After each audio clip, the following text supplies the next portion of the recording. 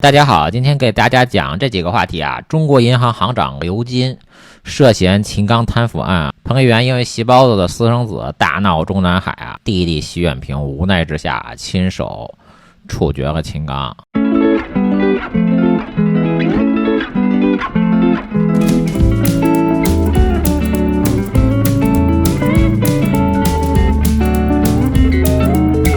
深圳市长秦如贵也涉嫌秦刚的贪腐案呢。那据说秦刚走之前提出的唯一要求就是让习近平亲手解决秦刚自己啊。我们看一下深圳市长陈如贵的背景。2019年小田花园开园典礼，不少人出席捧场，当时出现在现场的就有深圳市长陈如贵。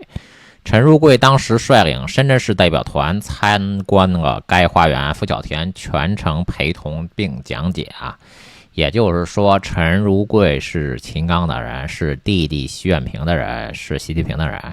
那由于陈如贵给傅小田的花园买单呢，已经是铁证，无法洗地了。大外宣如果洗地的话，那只能硬洗了。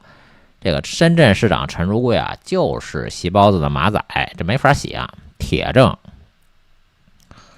2022年5月30日周一早上8点多呢，在广东省人大常委会门口，已经升任了广东省人大副主任的陈如贵，一下车就被带走了。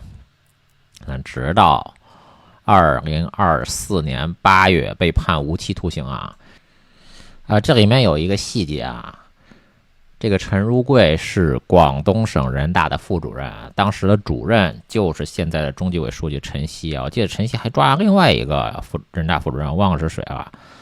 那直到2024年8月被判无期徒刑，陈如贵被判无期徒刑呢，陈如贵恐怕是没有机会故地重游了，应该是没有办法去英国了。既然陈如贵100%是习近平的人，那么谁提拔的陈如贵呢？2001年。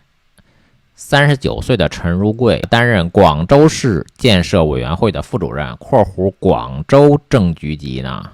那当时的广州市长是林树森。广州也挺搞笑的，这个所谓的广州正局级，估计就是个副局级吧。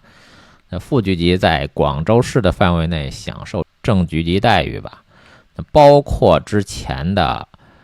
陈如贵之前在广州市建筑集团有限公司担任副董事长、董事长、副总经理、总经理，都是林树森提拔的。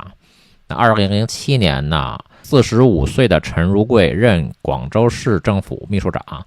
那当时的广州市长是张广宁。2010年6月呢，48岁的陈如贵任广州市委秘书长，当时的广州市委书记还是张广宁。也就是说，陈如贵的第一个贵人是林树森，第二个贵人是张广宁。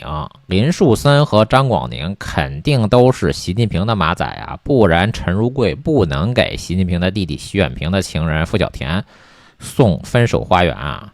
傅小田是李小林的情人，李刚送给习近平的情人。习近平玩够了之后呢，剑桥花园呢是习近平送给傅小田的分手礼物啊。香港明报2023年6月放出消息称，陈建文确实曾经被定为广州市委书记的人选呢，而前任的广州市委书记林树森曾经担任贵州省长呢，写信给习近平说，陈建文没有干过一天实务，难以胜任超大城市的主官呢。那后来就是郭永航担任广州书记了，大家难道没有疑问吗？林树森不过是一个广州书记，或者说贵州省长，退休多年，一个正部级干部有什么资格给习近平写信呢？而且习近平还真的听林树森的话。那现在陈建文是广东省的宣传部长，而黄坤明曾经是中宣部长，所以陈建文是黄坤明马仔的消息也是可靠的啊。那林树森到底是何方神圣呢？既能给习近平写信，习近平收到信还要听林树森的话呢？林树森1990年代呢担任过张高丽的大秘啊，他当时担任的是广州省政府的副秘书长。那因为工作关系呢，与朱镕基过从甚密，朱镕基对林树森的能力颇为赏识，林树森也会投其所好，行贿朱镕基。在林树森试图进退千钧一发的重要关头，朱镕基不遗余力鼎力支持，终于在60岁来临前的5个月，林树森得以远赴贵州升任省长之职了。因为副部级是60岁就退休了，那为了确保林树森坐正省长的交椅，朱镕基还专门到贵州疗养，直到贵州省人大选出林树森当贵州省长之后才离开呢。根据林树森自己的文章回忆呢，自己写的文章回忆呢，林树森上任之后1个月，2006年7月，朱镕基在贵州考察休息。那朱镕基把中国铝业抢劫给了自己的女婿梁清呢。中国铝业的主要生意就在广西、贵州、青海，林树森是替朱镕基照看自己女婿梁清在贵州的中国铝业的生意的。那提拔陈如贵的另外一个张广宁啊，肯定也是戏包子马仔啊。2012年5月13日，中共广东省第11次代表大会产生了新一届的广东省委常委，张广宁并未出现在新一届广东省委常委的名单之中呢，但继续选为省委委员，并出现在中共18大广东代表团的名单中。2012年的8月，媒体一度传言张广宁跳了啊，结果2012年9月，习近平包庇这个贪腐分子张广宁啊，担任鞍钢的董事长。张广宁为什么去鞍钢啊？习近平是陈云派系的，鞍钢是陈云的大本营。1978年至1981年，殷渊担任鞍山钢铁公司革命委员会副主任，殷渊后来提拔的孙春兰。1983年至1989年，殷渊担任辽宁省鞍山地区地委书记的时候提拔的孙春兰。孙春兰的马仔雷海潮抢救习近平有功，4年政局升正部呢。殷渊1947年呢就在东北局当秘书。殷渊虽然不是陈云的秘书，陈云的秘书应该是陈志文呢，但是当时东北局只有5个秘书，而陈云的政治秘书王鹤寿呢，1964年至1966年担任鞍山市委第1书记兼鞍山钢铁党委书记。那王鹤寿出卖的胡耀邦啊，就是陈云指使的。所以张广宁为什么去鞍钢啊？鞍钢就是陈云的窝点，就是习近平的窝点啊。邓小平的翻译高志凯说，我们永远也见不到秦刚了，死人是无法追究刑事责任的，所以秦刚永远是中共党内的同志啊。其实把死人开除出党，在中共这个黑帮的历史上也不是没有吧。康生好像死后就被开除出党，那秦刚应该不会和康生一个待遇啊。我回复一下这名网友的问题啊，对，没错，秦刚的确是习近平的嫡系马仔。那到底是什么事情非要弟弟徐远平用一根绳子把秦刚送走了呢？什么事情一定要闹到这种地步呢？中国银行的行长刘金是如何卷入秦刚案的呢？那首先的背景知识就是，这中纪委书记李希肯定不是习近平的人啊。习近平的铁杆亲信秦刚、李尚福都被李希抓了，但凡有点脑子的人都知道李希不可能是习近平的人啊。大外宣编这个塑料故事，什么当年李希和李子柒去看望习仲勋啊，都是假的。李子柒的儿子李宁平已经被习近平给抓了。李子柒当初死在上海，也是李希自掏腰包运回甘肃的。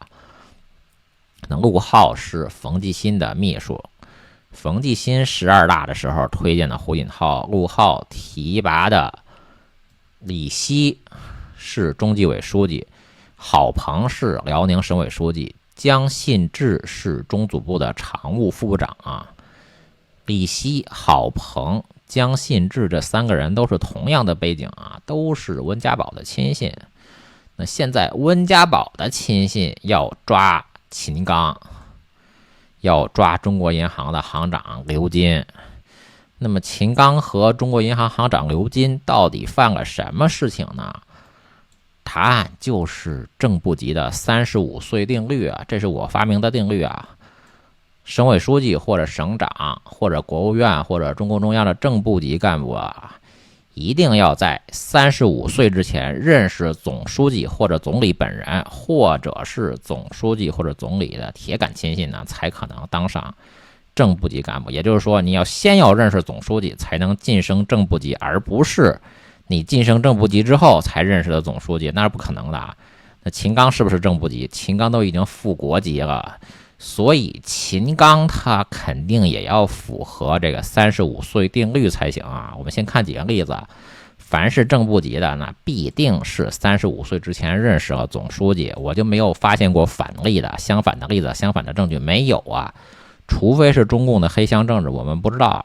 那韩正1988年的时候到1990年，34岁的韩正担任上海大中华橡胶厂的副厂长、党委书记。那期间，时任上海市长的朱镕基曾经前往考察，完全符合正部级的35岁定律啊。殷勇现在的北京市长，2003年清华大学经济管理学院的首任院长，时任国务院总理的朱镕基曾经到中国国家外汇局储备司视察，时任副司长的34岁的殷勇站在电梯间迎候。朱镕基表示，他们都是些娃娃，那也是完全符合正部级35岁定律的。邓小刚，那现任的农业部副部长，1998年10月，31岁的邓小刚担任北京市计划委员会的委员（副局级）。那当时的北京市常务副市长金仁庆就是朱镕基的铁杆马仔啊。所以我们就简单粗暴的打开秦刚的简历。那秦刚生于1966年，那加35岁就是2001年。那2001年秦刚在干嘛呀？那1999年到2002年，秦刚是中国外交部的西欧司2秘副处长、处长。那么之前呢，29岁到33岁的秦刚在干嘛呢？1995年，秦刚担任驻大不列颠和北爱尔兰联合王国的大使馆的3秘、2秘。我现在就告诉大家，秦刚认识的就是习近平本人，不是习包子的亲信啊。所以呢，之前的新闻说秦刚的老婆林妍给彭丽媛送月饼啊，这是假新闻，或者叫做障眼法，那就是发表在华盛顿邮报这个小报上的啊。当然了，为了掩人耳目，故意用这个 opinion 发表在观点专栏里，就是瞎掰掰，就是中国的官方媒体太假了，没有人相信，只好通过华盛顿邮报放了一个假消息出来洗地啊。秦刚的老婆林妍也许真的给彭丽媛送过月饼，这可能是个真事儿。但是秦刚的老婆林妍是什么时候给彭丽媛送的月饼，对不对？没有说时间，而且也不是这样的因果关系，就是中共在暗示，在误导，那让我们相信秦刚是因为给彭丽媛送月饼才认识的习近平。那事实不是这样的，其实不是这样的。其实我说35岁的正部级定律，秦刚早就认识习近平了。我们看看中国银行行长刘金的简历就明白了。刘金的简历删掉了什么东西啊？这里面有什么东西没写呀？中国银行行长刘金到底有什么经历，见不得人啊？刘金1993年毕业于山东大学，获得文学硕士学位。那他的简历到底隐藏了什么？这里的你看不出来删了什么东西啊？刘金的职业生涯起点是工商银行伦敦代表处，他没有写在这里边。那神奇吧？秦刚和刘金在英国的伦敦有交集，时空上有交集啊！中国银行行长刘金拼命删简历，这个伦敦到底有什么见不得人的地方呀？习近平跑到伦敦去干嘛呀？对不对？秦刚和刘金居然是在英国的伦敦认识的习近平。那1998年10月，大家看这个成立日期啊，习近平的小姨子彭丽娟和小姨夫徐兴建在北京的福州会馆注册了一家公司呢。北京的福州会馆就是福州市的驻京办。那这家公司既不是习近平小姨子彭丽娟的公司，也不是习近平小姨夫徐兴建的公司，就是习包子本人的公司。我给大家捋一捋这个事情啊。1998年10月，秦刚是中国驻英国大使馆的二秘。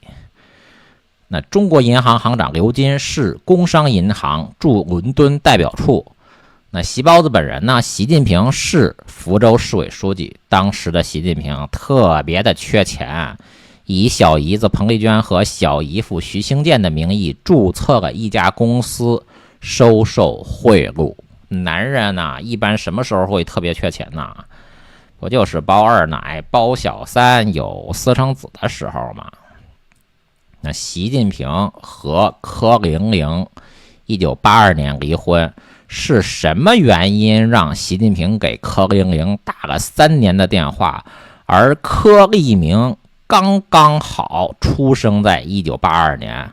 那世界上有没有这么巧合的事情？1998年10月，秦刚和中国银行行长刘金都在伦敦。当时习近平特别缺钱啊。1998年10月，马上就1999年了。柯立明的简历上写的清清楚楚的，他是2000年去澳大利亚上的大学，对不对？为什么柯立明一上大学，习近平就缺钱呢？我们不知道啊。但是柯立明出生的那一年，刚好是柯玲玲和习近平离婚的那一年。那除了儿子，除了私生子，还有什么理由能让习包子给前妻柯玲玲打了3年的电话？那为什么一个34岁的男人和彭丽媛二婚之后不着急要孩子呀？5年之后才生的习明泽呀？为什么一个34岁的男人结婚之后要39岁才要孩子呀？那彭丽媛生不出来吗？彭丽媛不是后来生出来了吗？那万达的王健林亲口说了，万达的资产就是习包子的。那现在习包子已经把万达的资产给了柯立明了呀。